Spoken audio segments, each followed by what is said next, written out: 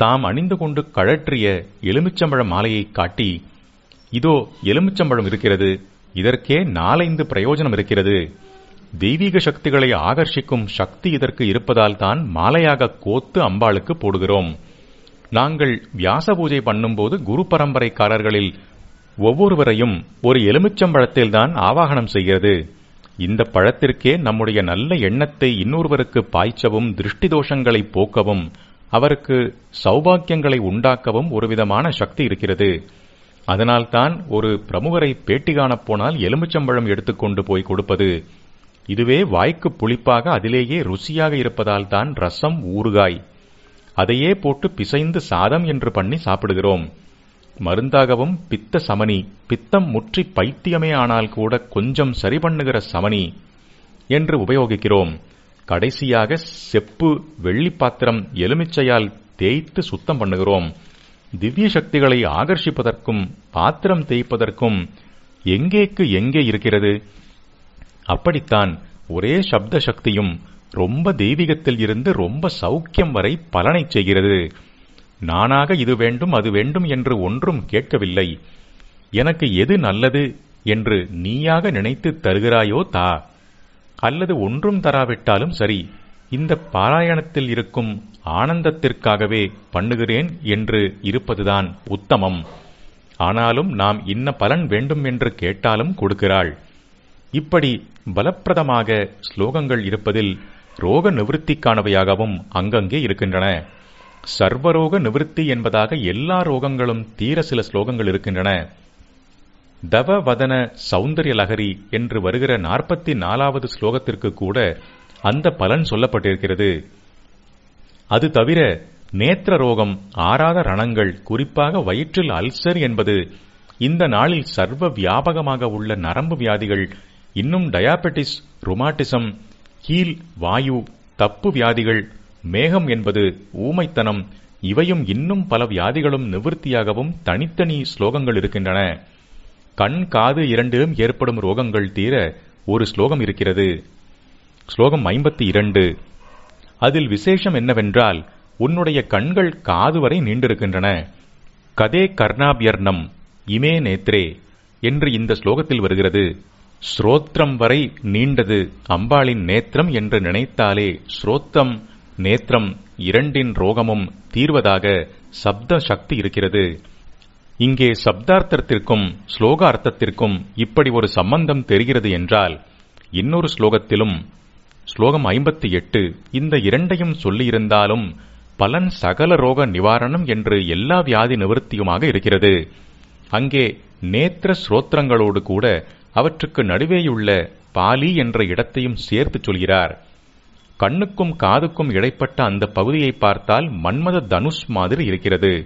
காது வரை வரும் உன் கடாட்சத்தை தான் அந்த தனுசிலே பானமாக பூட்டி மன்மதன் பரமேஸ்வரன் மேல் செலுத்தி வெற்றி பெறுகிறான் என்பது ஸ்லோக அர்த்தம். அதற்கு சப்த சக்தியால் உண்டாகும் பலன் சர்வரோக நிவாரணம் என்ன சம்பந்தம் என்று கேட்டால் சொல்ல தெரியவில்லை. சவுண்ட் வேல்யூ அப்படி என்றுதான் சொல்ல வேண்டியதாக இருக்கிறது. அநேக ரோகங்களில் ஒன்றின் இல்லை இரண்டின் நிவர்த்திக்கு மந்திரமாக கொடுத்திருக்கும் ஸ்லோகத்தை பற்றி சொல்லிக் கொண்டிருந்தேன். விஷம் இறங்குவது, ஜுவரம் சரியாவது என்ற 2 பலன். கிரந்தீம் அங்கேப்யா கிரண நிகுரும்பாம் ருதரசம்.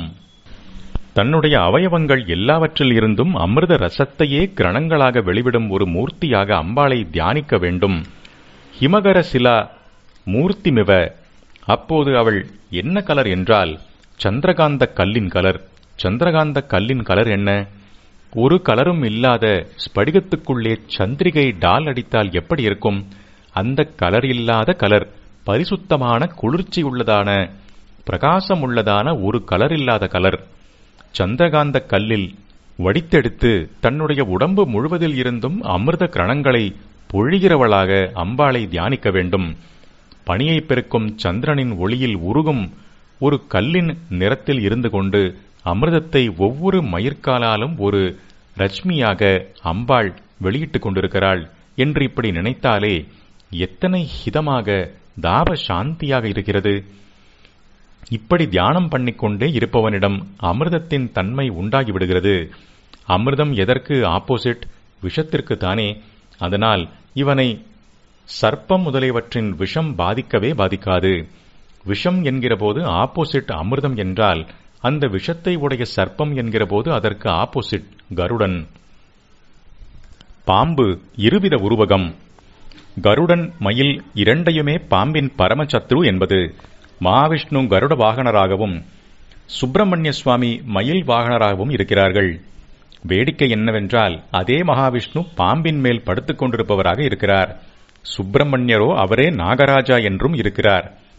நாக ரூபமாகவேதான் அவருக்கு பல இடங்களில் கோவில் இருக்கிறது. என்ன இப்படி முரணாக இருக்கிறது என்றால், ஒரே பாம்பே 2 ரூபமாக இருக்கிறது.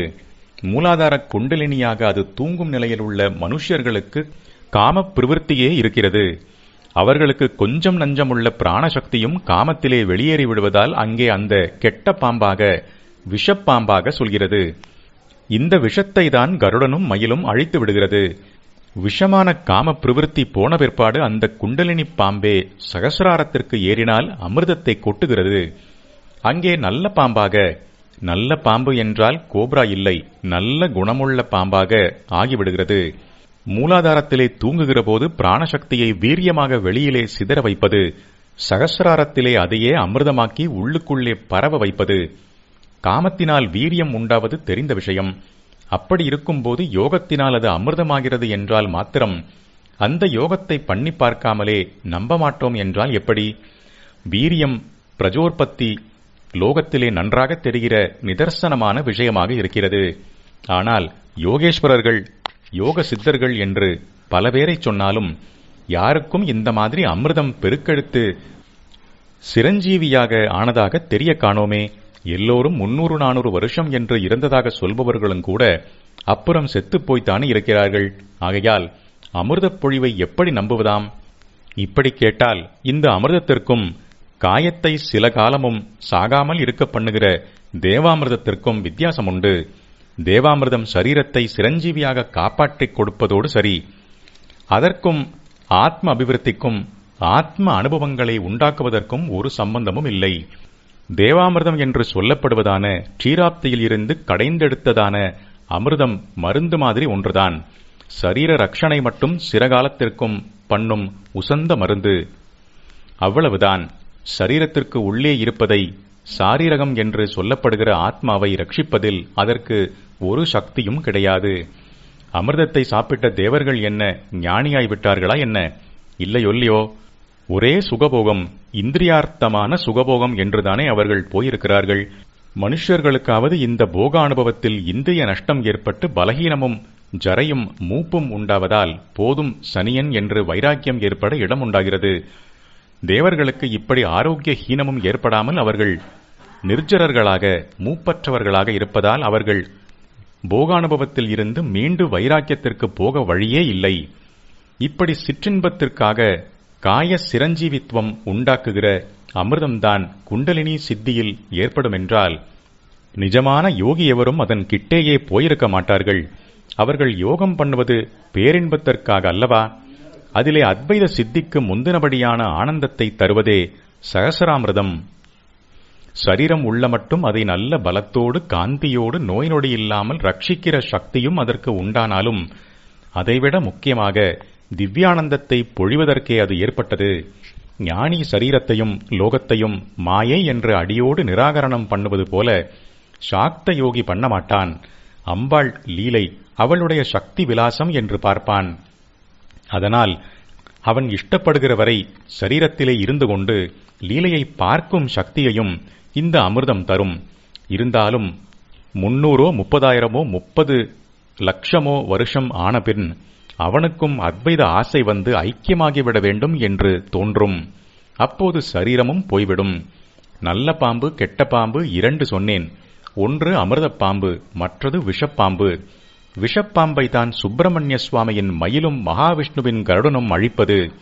அமிர்தப் பாம்பாக சுப்பிரமணியரே இருக்கும் போதுதான் நாகராஜா என்கிறோம். அதைத்தான் ஆதிசேஷ பரியங்கமாக மகாவிஷ்ணு வைத்துக் கொண்டிருக்கிறார். அந்த சேஷனேதான் நடராஜாவின் குஞ்சித பாதத்தில் சுற்றிக் கொண்டிருப்பது.